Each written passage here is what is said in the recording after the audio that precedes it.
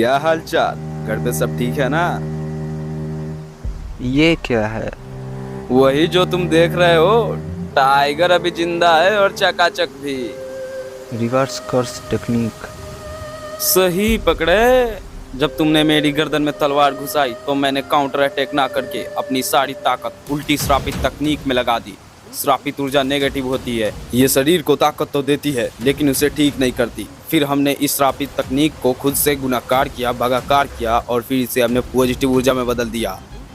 ये बच्चों का खेल नहीं है। आज तक मैंने इसे खुद इस्तेमाल नहीं किया था और जो भी इसे इस्तेमाल करता है वो क्या बकवास कर रहा है? ऐसा लग रहा है कि ये होश में नहीं है।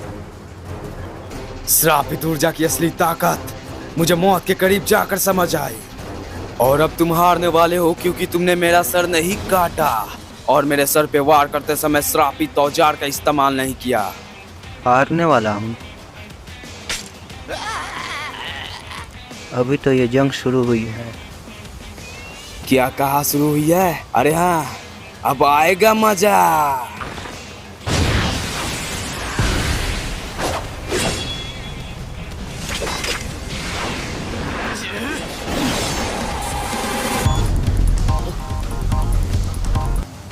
उल्टी श्रापित तकनीक रेड।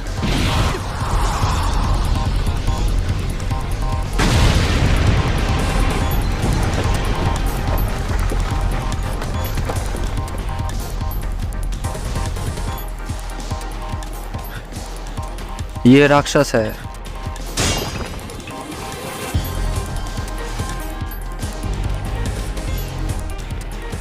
मेरी कोई भी हड्डी नहीं टूटी।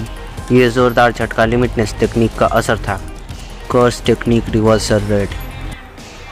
तो इसका मतलब इसने अपनी लिमिटनेस टेक्निक को रिवर्स कर्स टेक्निक के साथ जोड़ दिया है। पहले सबको रोकने वाली शक्ति लिमिटनेस टेक्निक का न्यूट्रल असर। दूसरी सबको अपनी तरफ खींचने वाली शक्ति लिमिटनेस तकनीक का सबसे बड़ा रूप ग्लू। तीसरी दूर भगाने वाली शक्ति। सबका सामना कर सकता हूँ। कुछ तो गड़बड़ है।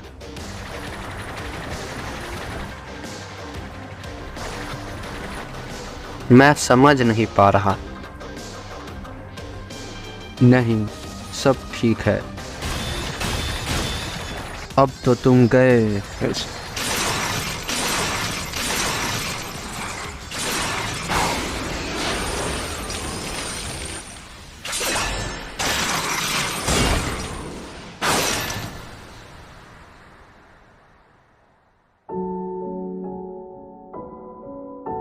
रिको, मुझे माफ कर देना। इस वक्त मुझे तुम पर गुस्सा भी नहीं आ रहा और मेरे मन में किसी के भी लिए नफरत नहीं है। न जाने क्यों ये दुनिया मुझे बहुत खूबसूरत लगने लगी है।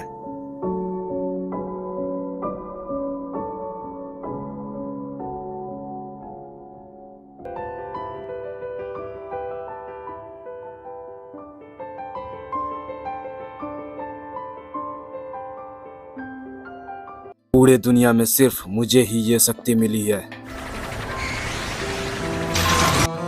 कोई तकनीक कई पीढ़ियों से एक खानदान में हो तो हमें पता चलता है कि उसे कैसे इस्तेमाल करना है, लेकिन कभी कभी दूसरों को भी इसके बारे में पता चल जाता है। तुम जेनिन खानदान के सदस्य थे, इसीलिए तुम्हें लिमिटनेस तकनीक के बारे में इतना कुछ पता है। हमारे पूरे गोजो खानदान में भी बहुत ही कम लोगों को इसके बारे में पता है।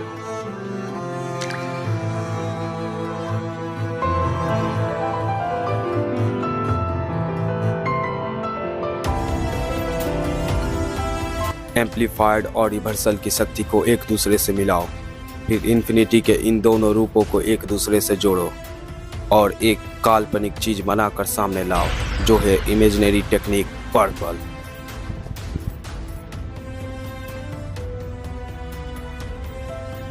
कुछ तो गड़बड़ है। मैं कोई काम फ्री में नहीं करता। आमतौर पर ऐसे लड़ने की बजाय मैं वहाँ से भाग जाता हूँ, लेकिन उस समय एक जादूगर था जो और ताकतवर बन गया था, जो शायद आज का सबसे ताकतवर जुजुत्सु जादूगर है।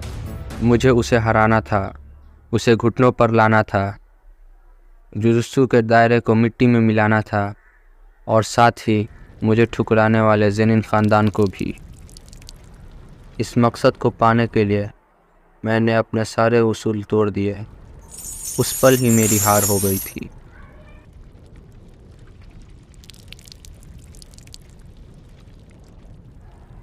मुझे लगा था तुमने घमंड छोड़ दिया है और दूसरों की या खुद की इज्जत किए बिना जीने का फैसला कर लिया है।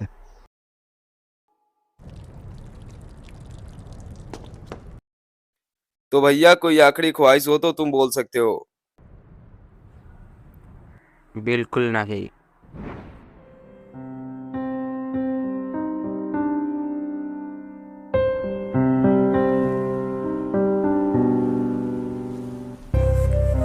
आज से 2 या 3 साल बाद मेरे बच्चे को जेनिन ख़ानदान को बेचा जाएगा। उसे बचा सकते हो तो बचा लो।